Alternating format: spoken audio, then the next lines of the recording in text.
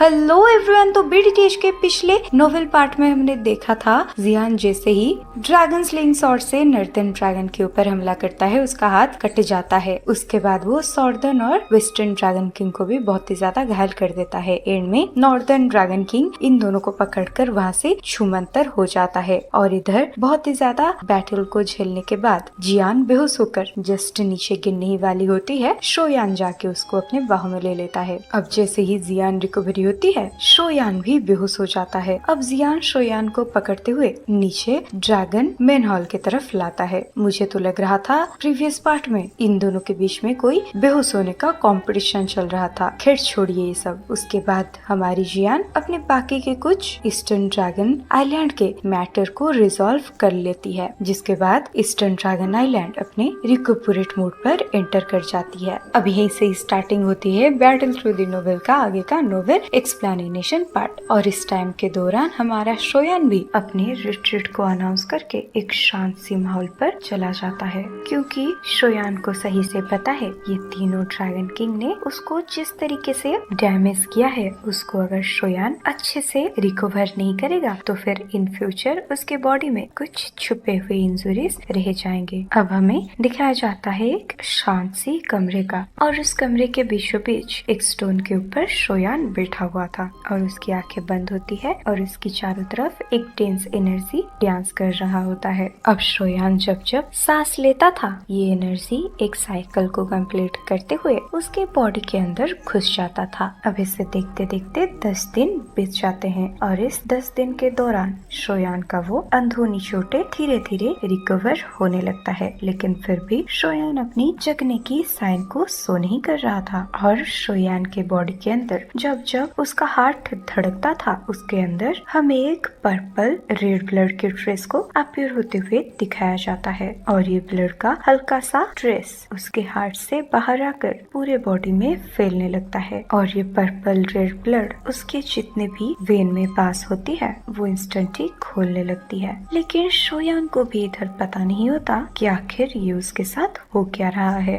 और जब जब शोयान खुद को और भी ज्यादा रिकवर करता है उसके बॉडी के अंदर छुपी हुई ये मिस्टीरियस ब्लड लाइन और भी ज्यादा फ्लो होने लगता है। भले ही ये ब्लड लाइन का हल्का सा ट्रेस बहुत ही ज्यादा वीक नजर आ रहा हो, लेकिन इसके इफेक्ट बहुत ही ज्यादा मिस्टीरियस और पावरफुल होता है, जिसके चलते सिर्फ और सिर्फ 10 दिन के अंदर अंदर ही शोयान ने अपनी अंदरूनी चोटों को हील कर दिया है। और 10 दिन के अंदर इस तरीके से खुद को रिकवर कर पाना ये सिर्फ उसके पर्पल रेड ब्लड लाइन की वजह से संभव हुआ है। और इस टाइम के दौरान शोयान को फील होता है जैसे उसकी बॉडी का स्ट्रेंथ धीरे धीरे बढ़ रहा हो, तो वो अपने बॉडी के अंदर ये नई ब्लड लाइन को अपनी मनमर्जी करने देता है। अब ऐसे कंटिन्यूअसली जैसे ही ये पूरा साइकिल दोबारा से बार बार रिपीट होने लगता है, अनडाउटेडली शोयान का स्ट्रेंथ और भी ज्यादा राइज करने लगता है। अब इसे देखते देखते 3 महीने बीत जाते हैं, और इस 3 महीने के दौरान शोयान बिल्कुल भी अपने रिट्रीट से बाहर नहीं आता, और इस 3 महीने के गोल्डन पर्पल रेड ब्लड के टेम्परिंग की वजह से शोयान का पूरा बॉडी एकदम पर्पल रेडिश हो गया था, और अभी के लिए शोयान के वो ब्लैक बाल भी थोड़े बहुत पर्पल हो गए थे। और इस टाइम के दौरान शोयान का स्ट्रेंथ 1 स्टार दाओ जोन के पीक लेवल पर पहुंच चुका था, और ये जो नई ब्लड लाइन है इसने जिस तरीके से शोयान के बॉडी को टेम्पर किया है वो शोयान के लिए बहुत ही ज्यादा फायदेमंद है। अब 1 स्टार टाओशिंग लेवल के पीक पर पहुंच जाने के बाद भी शोयान अपनी कल्टीवेशन से बाहर नहीं आता। अब इसे देखते देखते और 100 दिन बीत जाते हैं, लेकिन 100th डे के दिन उसके कमरे से एक रंबलिंग साउंड उमिट होता है। अब शोयान के चारों तरफ एक एनर्जी वेव फ्लक्चुएट होते हुए शोयान के चारों तरफ चक्कर लगाने लगता है। अब देखते ही देखते धीरे धीरे शोयान के बॉडी के चारों तरफ ये एनर्जी एक बड़ा सा सर्कल क्रिएट कर देता है। अब धीरे धीरे वो सर्कल आसमान पर भी अपीयर होने लगता है, और इस एनर्जी का साइज धीरे धीरे बड़ा भी होने लगता है। अब इतने सारे एनर्जी की वजह से शोयान जिस कमरे में बैठकर कल्टीवेशन कर रहा था वो रूम फट जाता है, और आसमान में एक बड़ा बड़ा सा एनर्जी सर्कल अपीयर हो जाता है। अब इधर ईस्टर्न ड्रैगन आइलैंड में ऐसे एनर्जी सर्कल को अपीयर होते हुए देख कई सारे एल्डर वहीं पर प्रेजेंट हो जाते हैं। अब एक ड्रैगन बोलता है, ये एनर्जी स्ट्रोम आखिर चीज क्या है? अब जब सारे ड्रैगन्स बहुत ही ज्यादा टेंशन में थे, अचानक से ड्रैगन हॉल में से एक आवाज गूंजती है जो कहता है, आप सब लोग टेंशन मत लो, अपनी अपनी पोस्ट में वापस चले जाओ। उसके बाद फटाक से ये ड्रैगन के वहाँ से डिसअपियर होने के बाद जियान और लिटिल फेरी डॉक्टर का पूरा ग्रुप शोयान के कमरे के बाहर अपीयर होता है। अब जियान शोयान को देखते हुए कहती है, तभी मैं कहूँ इसको रिकूपरेट करने में इतना ज्यादा टाइम क्यों लग रहा है, क्योंकि ये सीधे के सीधे ब्रेक थ्रू करना चाहता है। अब जियान के मुँह से ये बात को सुनकर क्विंगलिंग और लिटिल फेरी डॉक्टर बहुत ही ज्यादा अच्छा फील करते हैं, क्योंकि अगर ये 3 महीने के दौरान जियान ने नहीं बोला होता कि शोयान अभी के लिए सही सलामत है, तो ये दोनों फोर्सफुली इस कमरे को तोड़कर इसके अंदर इंटर कर चुके होते। और वैसे भी सबको पता था शोयान को इस बैटल के दौरान कौन से हद तक चोट आई है, लेकिन एंड में सबका डर गलत होता है और ये बड़े से प्रॉब्लम के वजह से ही शोयान का इतना बड़ा फायदा हो गया है, जिसके चलते ये इंटेंस बैटल के अंदर खुद को इरप्ट करने के बाद उसके बॉडी के अंदर की वो mysterious blood line finally active हो गई है और तो और वो सेकंड स्टार के ताओशिंग लेवल पर भी ब्रेक थ्रू करने वाला है। तो अब ऐसे सिचुएशन को देखते हुए याओ मिंग हंसते हुए बोलते हैं, ब्रदर शोयान सच में एक्स्ट्राऑर्डिनरी इंसान है। कुछ महीने पहले ब्रदर शोयान का स्ट्रेंथ ताओशिंग लेवल के बस इनिशियल स्टेट पर थी, लेकिन इतनी जल्दी उन्होंने 2 स्टार ताओशिंग लेवल पर ब्रेक थ्रू करने वाले हैं। और तो और पिछले 3 महीने के दौरान याओ मिंग ने कभी कभी 9 सेरेन डीप पाइथन ड्राइव के चक्कर मारे हैं, लेकिन उसने maximum time eastern dragon island के अंदर बिताया है, क्योंकि आखिर एंशिएंट बॉय ड्रैगन ट्राइब जैसी फ्रैक्शन के साथ दोस्ती करने का मौका याओ मिंग को हर बार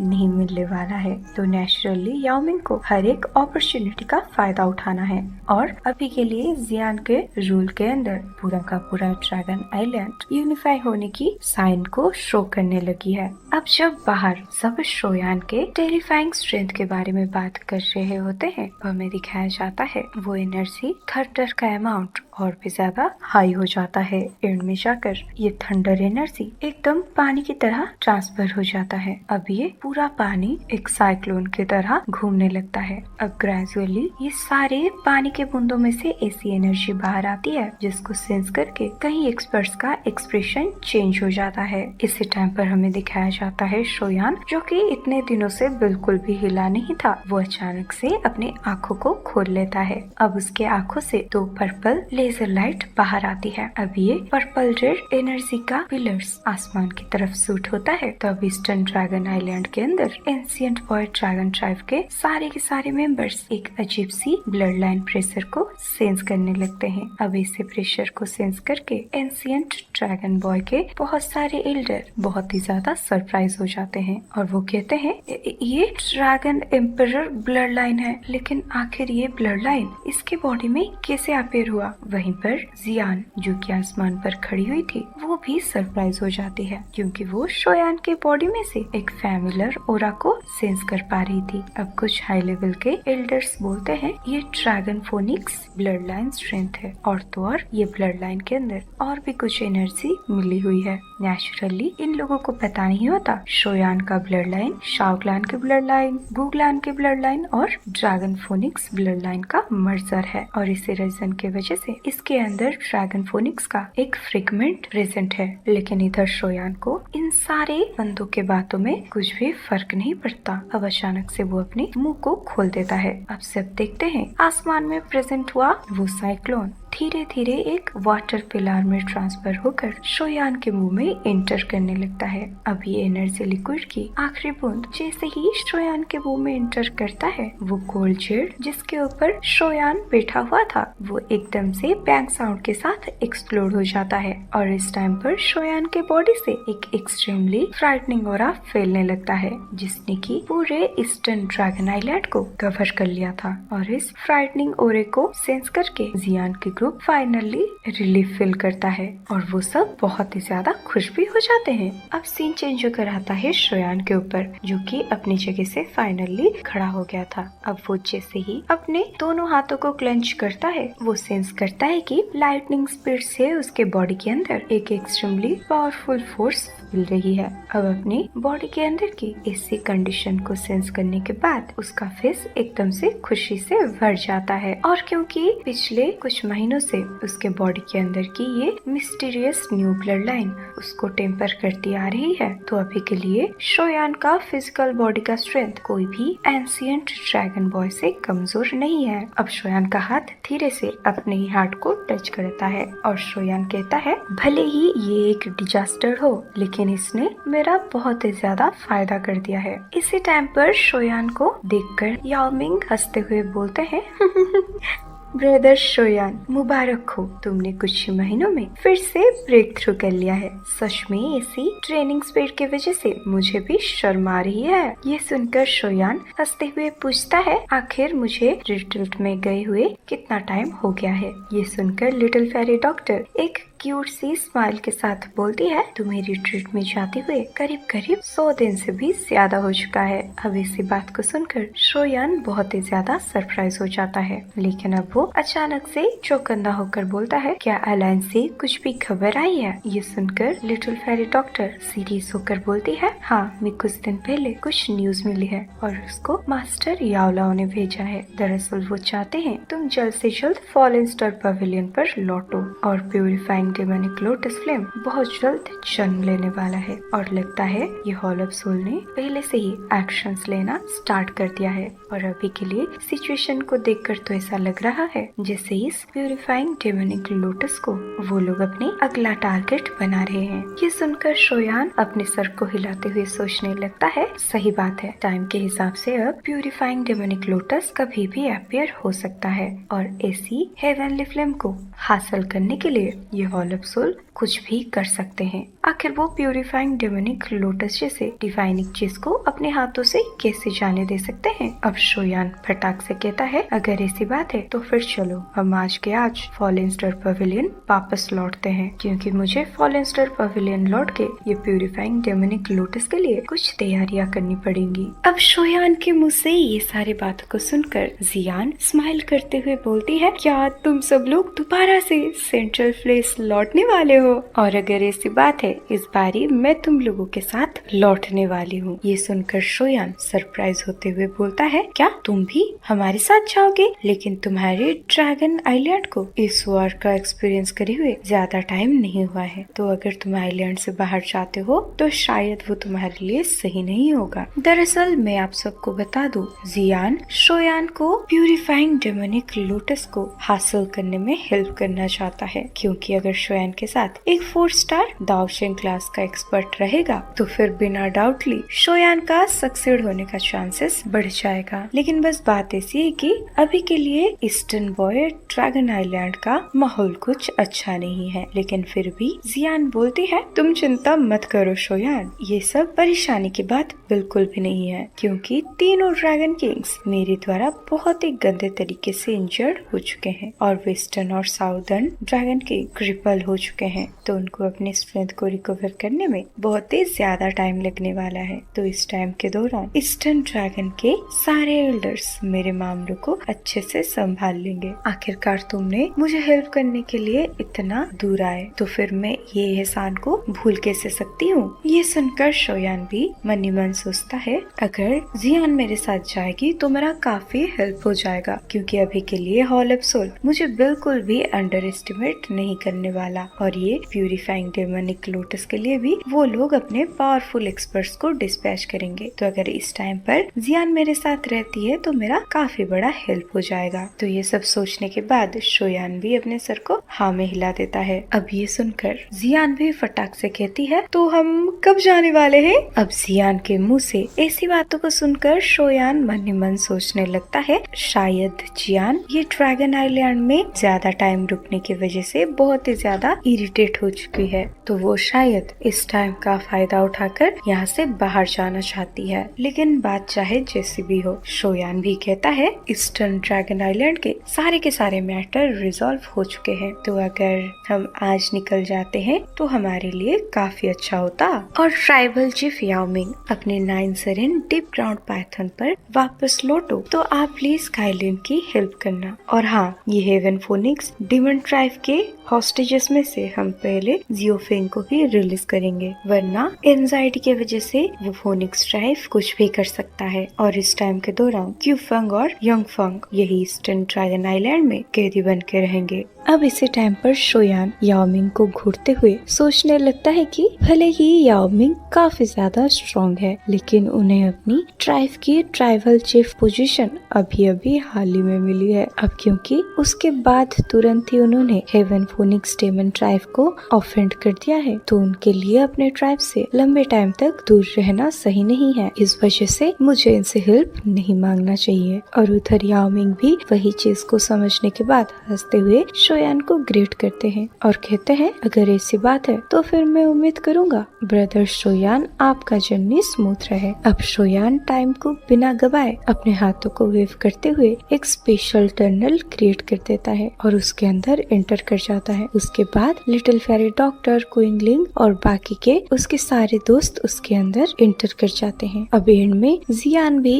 अपने ट्राइब के एल्डर्स को कुछ इंस्ट्रक्शन देने लगती है। उसके बाद वो भी टनल के अंदर घुस जाती है। अब सीन चेंज होकर आता है टनल के बाहर का। अब स्पेशल क्रैक से बाहर आते हैं शोयान का पूरा टोली। अब शोयान फाइनली फ्रेश एयर को इनहेल करता है। अब इसी टाइम पर जियान भी बाहर आकर अपनी बचकांड हरकत करते हुए बोलती है फाइनली मैं उस डैम आइलैंड से बाहर आ चुके हूँ और पता नहीं मेरे ट्राइब के लोग उस जगह पे आखिर क्यों रहते हैं। अब ड्रैगन एम्परर को दोबारा से अपनी पुरानी जियान जैसी हरकत करते हुए देख शोयान के सारे दोस्त सरप्राइज हो जाते हैं। लेकिन इसी टाइम पर शोयान अपने हाथों को वेव करते हुए आगे बढ़ जाता है क्योंकि वो फॉलन स्टार पवेलियन के टेरिटोरी में एंटर कर चुके थे। अब वो जल्द ही फॉलन स्टार पवेलियन के हेडक्वार्टर पे भी पहुंच जाएंगे। अब जब शोयान का टोली काफी स्पीडली ये सारे एरिया को पीछे छोड़ते हुए आगे बढ़ रहा था, वो पाता है कि ऑलमोस्ट बहुत सारे सिटीज बहुत ज्यादा डैमेज हो चुके हैं। तो वो बोलता है कि शायद इस टाइम के दौरान हमारा फॉलन स्टार पवेलियन भी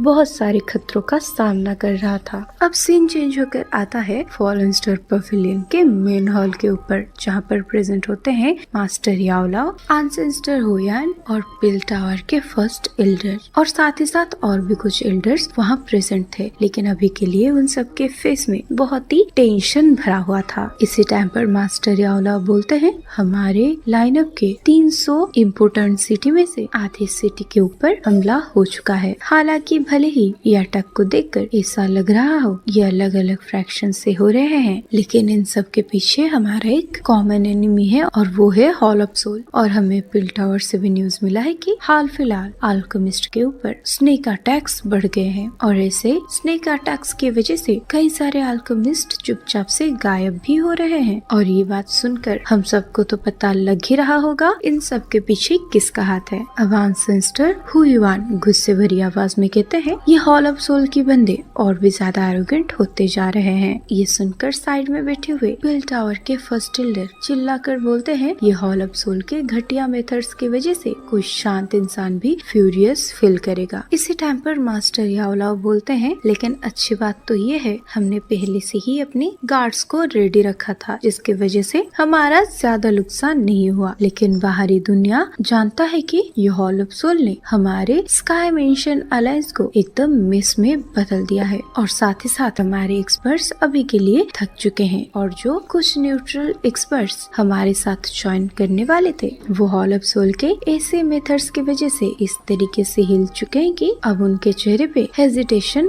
क्लियरली दिखाई दे रहा है। तो अगर ये सब लगातार चलता रहता है तो फिर ये हमारे रेपुटेशन के लिए बहुत ही बुरा होगा। ये सुनकर विल टावर के फर्स्ट एल्डर बोलते हैं, तो फिर तुम्हारे माइंड में क्या चल रहा है? ये सुनकर मास्टर याओलाओ काफी गुस्से में डीप आवाज में कहते हैं, जैसे वो लोग हमारे साथ कर रहे हैं, हम भी ईंट का जवाब पत्थर से ही देंगे। अब क्योंकि हॉल ऑफ सोल ने हमारे सिटीज के ऊपर हमला किया है, हम भी उनके ब्रांच हॉल के ऊपर हमला करेंगे। ये सुनकर विल टावर के फर्स्ट एल्डर और एंसेस्टर हुईवान बहुत ही ज्यादा सरप्राइज हो जाते हैं। हालांकि स्काई मेंशन अलायंस काफी ज्यादा स्ट्रॉन्ग है, लेकिन उनकी और हॉल ऑफ सोल के बीच में काफी बड़ा गैप है। लेकिन फिर भी ये याओलाओ अटैक को लॉन्च करने का प्लान कर रहा है। आखिरकार ये हॉल ऑफ सोल के ब्रांच हॉल के ऊपर हमला करना ये कोई बच्चों का खेल नहीं है। ये तो ऐसा है जैसे तुम शेर के पूंछ के ऊपर हमला कर रहे हो। और जैसे हॉल ऑफ सोल की फ्यूरियस रेपुटेशन है, सब लोग इनसे दूर भागना चाहते हैं, तो हम आखिर दूसरे पार्टी के टेरिटोरी के अंदर जाकर उसको कैसे हराए?